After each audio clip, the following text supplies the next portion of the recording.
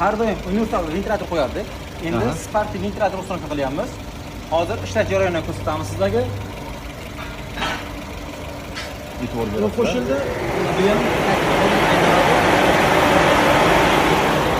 o'zini qo'lni ushlab qo'ydi. va bunga yana qilib bergan ishimiz knopkali qilib berganmiz. Ya'niki yozda knopkani qo'shib qo'ygan paytda ishlaydi, qishda kerak bo'lmasa knopkani o'chirib qo'yadi. O'zini ventilyator ishlaydi, doполнительный ventilyator ishlamaydi. Kimga shunaqa xizmatlar qiziq bo'lsa, kerak bo'lsa, pastda nomer qoldiramiz.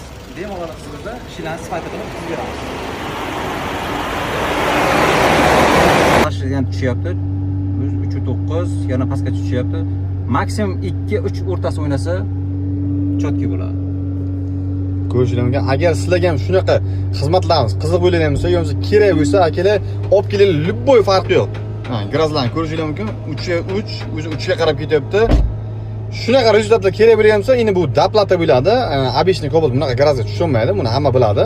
Agar shunaqa xizmatlarimiz qiziqtirsa, kerak bo'lgan bo'lsa, bilasizlar, havolamiz sekin-sekin 45-50 gradusgacha tushib ketib yuryapti. Bunaqa havoda o'zini standart konditsioneri Cobaltga bunaqa gradusga tushib berishi juda qiyin muammo.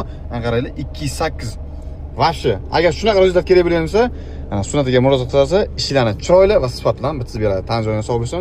Kimga shunaqa bo'lsa, o'zimizga murojaat qilib kelaversa kerak.